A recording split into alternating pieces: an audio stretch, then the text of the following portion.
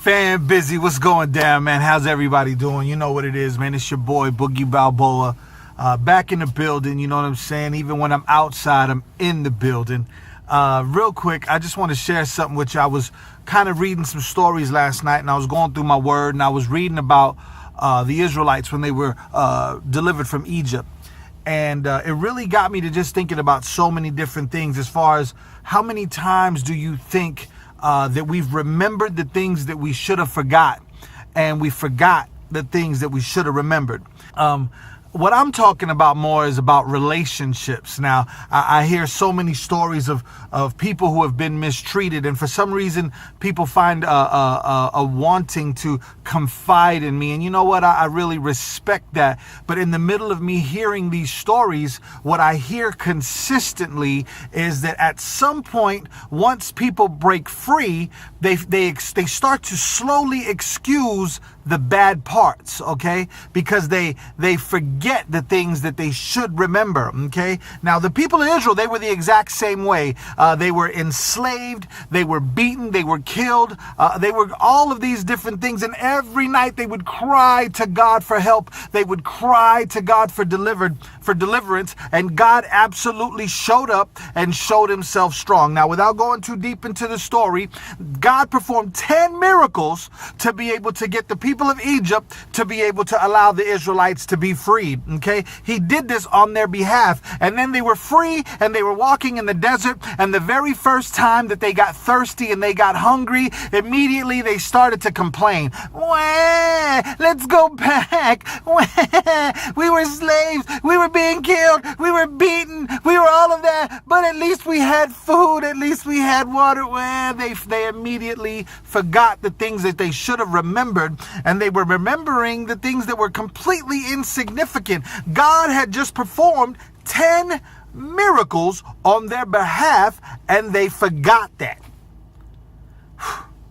You know how often we actually cry ourselves to sleep?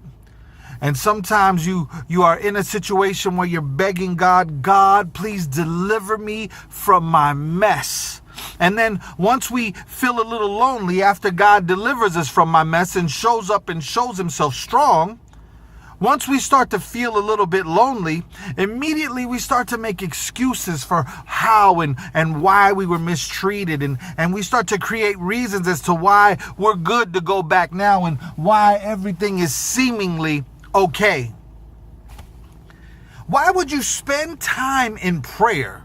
Why would you spend time asking God to be delivered only to limit the power of God? You believed him for deliverance, but you wouldn't believe that he would meet your need right where you were. We have unlimited wisdom and unlimited power that is accessible to us through God. I mean, we have an amazing Savior, and we find ourselves calling out, God, help me, but we don't live in that trust knowing that he is going to provide and be there. Israel Houghton, he's got that one song, and it says, I'm not looking back, I'm moving ahead. I'm here to declare to you, my past is over and you, things are made new. Surrendered my life to Christ, and I'm moving forward. I mean, when you start to declare that you're moving forward, that means that you are preparing the blessing of God. You're sitting there saying, I here to declare to you, my past is over and I'm moving forward. I mean, that's the power that you are praying for. You're sitting there saying, God, I want to be delivered, and God delivers you. So you can't sit down and start to remember the things that you should forget. Start to remember or start to forget the things that you should be remembering, which is the deliverance from God. Now, the same God that worked miracles in the people of Israel, that's the same God that is looking to work miracles in you. So stop selling yourself short for someone who doesn't deserve you, and start